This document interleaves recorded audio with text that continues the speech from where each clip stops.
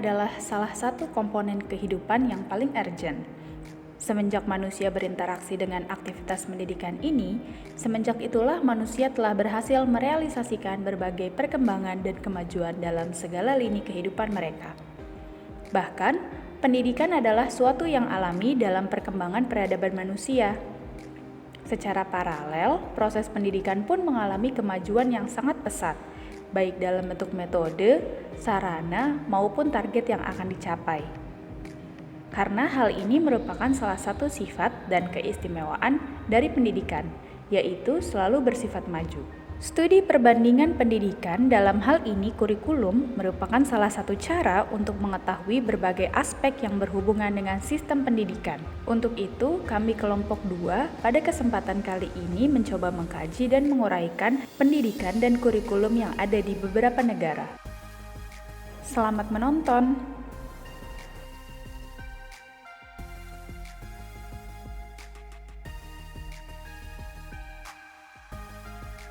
Tujuan utama dari kebijakan pendidikan Finlandia adalah semua warga mendapatkan kesempatan yang sama dalam hal menerima pendidikan, tanpa menghitungkan usia, tempat tinggal, situasi keuangan, jenis kelamin, ataupun orang tua.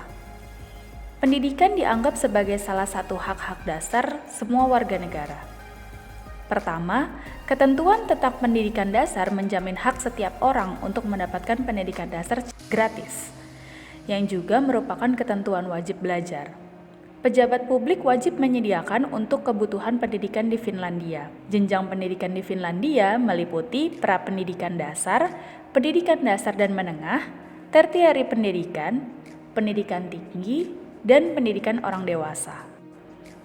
Manajemen pendidikan Finlandia. Setiap guru di Finlandia harus bergelar master alias S2. Hanya 11 universitas yang memiliki program pendidikan guru, jadi memudahkan dalam mengontrol kualitas dan standar konsistensi program pendidikan. Untuk dapat bergelar master, mahasiswa harus menyelesaikan 5 tahun pendidikan research-based yang menekankan pengetahuan tentang pedagogik. Sebelum lulus, mahasiswa juga harus mengikuti magang selama 1 tahun penuh mengajar di sekolah yang bekerja sama dengan universitas tempat mereka kuliah. Sekolah-sekolah ini adalah sekolah model, di mana para guru dan peneliti mengembangkan metode-metode baru dan menyelesaikan penelitian mengenai belajar mengajar. Dalam hal kurikulum, pemerintah hanya membuat panduan umum berupa target dan guru diberikan kebebasan bagaimana caranya untuk mencapai target tersebut. Homework is kind of obsolete, I think. In that way, your homework is obsolete. Yeah. In that way, that these kids, they have a lot other things to do after school. Like what? Like being together, like being with a family, like doing sports, like playing music, like reading. Guru bebas memakai metode mengajar maupun buku teks apapun. Guru mengajar kelompok siswa yang sama sampai beberapa tahun. Dengan demikian, guru dapat lebih mengenal siswa-siswanya sekaligus dapat memantau perkembangan akademik, sosial, dan emosionalnya. Dan setiap guru wajib membuat evaluasi mengenai perkembangan belajar setiap siswanya. Maksimal jumlah siswa hanya 12 orang sehingga guru dapat lebih mudah memantau seluruh siswanya. Selain itu, guru di Finlandia menekankan pentingnya waktu bermain, yang dipercaya dapat meningkatkan performa akademik siswa, membantu perkembangan kognitif, afektif, dan sosial. Prinsipnya, dalam 1 jam pelajaran, 45 menit dialokasikan untuk belajar dan 15 menit untuk bermain bebas sesuai kehendak siswa. Karenanya, waktu istirahat sangat banyak di sekolah-sekolah Finlandia, bahkan hingga sekolah lanjutan atas. Sistem pendidikan Cina adalah meliputi pendidikan dasar, pendidikan teknik dan kejuruan, pendidikan tinggi, dan pendidikan orang dewasa. Pendidikan dasar meliputi TK, SD, dan SM atau sekolah menengah. Dengan lama pendidikan yaitu prasekolah 3 tahun ke atas, sekolah dasar 5-6 tahun dengan usia masuk SD 6 tahun, dan pendidikan sekolah menengah tingkat pertama 3 tahun dan tingkat atas 5 tahun.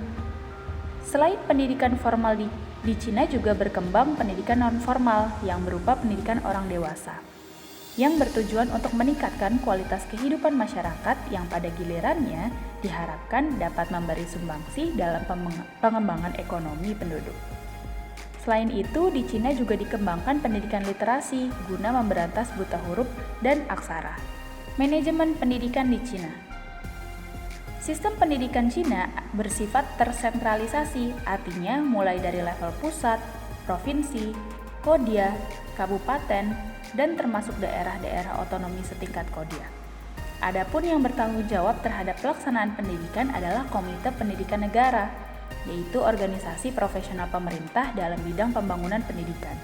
Kurikulum dirumuskan oleh Komisi Pendidikan Negara yang sangat fleksibel serta bervariasi atas dasar kemampuan dan karakteristik wilayah, kota, dan desa, dan memberikan keleluasaan bagi daerah untuk menambah kurikulum lokal dengan acuan sebagai berikut. SD memuat 10 mata pelajaran yang berbeda antara kota dan desa. Untuk SD pedesaan misalnya, memuat mata pelajaran pertanian selain mata pelajaran inti, moral, matematika, dan bahasa Cina. Sedangkan untuk SD perkotaan diwajibkan mata pelajaran olahraga. Sedangkan untuk sekolah menengah pertama memberikan 13 mata pelajaran termasuk diantaranya pendidikan moral, politik, bahasa Cina, bahasa asing, dan matematika. Sedangkan untuk SMA disesuaikan dengan keinginan siswa, disesuaikan dengan kebutuhan masyarakat, serta kondisi lembaga setempat.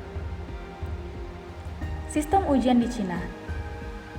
Untuk sekolah dasar dan menengah melaksanakan 4 macam ujian, yaitu ujian semester, ujian-ujian tahunan, ujian akhir sekolah, dan ujian masuk SMP. Dan ujian-ujian ini hanya terbatas pada mata pelajaran bahasa Cina dan matematika. Sedangkan ujian masuk SMA digabungkan dengan ujian akhir SMP.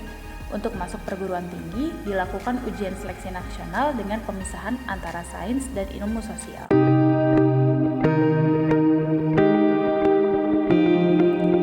Jenjang pendidikan di Amerika Serikat biasanya dimulai dari preschool, kindergarten, atau first grade. Setelah itu elementary or primary school. Dalam hal ini, siswa dapat memutuskan untuk pindah ke middle school, junior high school, atau combined junior-senior high school. Selanjutnya ada high school atau senior high school, dan untuk pendidikan tingginya ada vocational technical institutes, junior or community college, atau undergraduate program. Setelah menyelesaikan pendidikan tinggi, seseorang dapat melanjutkan ke master degree study atau professional school. Selanjutnya ada doctoral study dan postdoctoral study and research.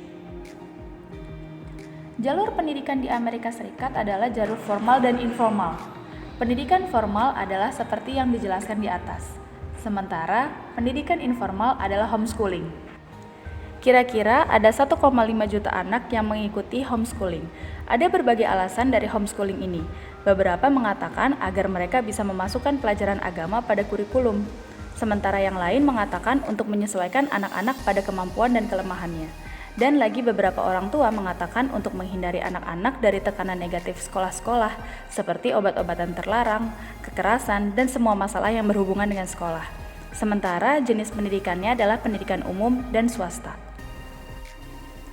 Manajemen pendidikan di Amerika Serikat. Kurikulum di elementary school adalah aritmatika dasar, matematika, bahasa Inggris, seperti grammar, spelling, dan vocabulary. Dan mata pelajaran lainnya seperti pelajaran sosial, pengetahuan alam, pengembangan fisik, kesenian, dan membaca. Sementara di junior dan senior high school, kurikulum dasarnya adalah ilmu alam seperti biologi, kimia, dan fisika. Ada juga matematika, algebra, geometri, prakalkulus, statistik, dan kalkulus. Ada juga bahasa Inggris berupa sastra, kemanusiaan, komposisi, dan lisan. Ada juga ilmu sosial berupa sejarah, pemerintahan, dan ekonomi. Siswa high school juga memiliki mata pelajaran pilihan seperti atletik, karir, dan pendidikan teknik. Beberapa mata pelajaran lain yang bisa menunjang keberhasilan anak dan diminati oleh siswa tersebut akan dimasukkan ke dalam kurikulum Amerika Serikat. Guru di Amerika Serikat haruslah memiliki sertifikat pengajar dari pemerintah atau pendidikan tinggi untuk bisa mengajar baik di preschool atau di sekolah menengah. Sertifikat itu adalah seperti Postgraduate Certificate in Education, atau Professional Graduate Diploma, atau Bachelor of Education. Menurut artikel yang ditulis, pekerjaan sebagai guru berada dalam urutan ke-8 dari 14 jenis pekerjaan yang dicari. Video ini disajikan atas dasar kajian pustaka dari berbagai sumber yang relevan. Untuk itu, mengingat keterbatasan kami, video ini masih diperlukan masukan dan saran yang sifatnya konstruktif demi kesempurnaan video ini. Namun demikian, kami telah berusaha semaksimal mungkin untuk menyajikan video ini sehingga diharapkan dapat menambah bahan, wawasan, dan kajian-kajian tentang berbagai pemahaman sistem pendidikan dari berbagai negara. Silahkan masukkan komentar, saran di email yang tertera di bawah ini. Terima kasih.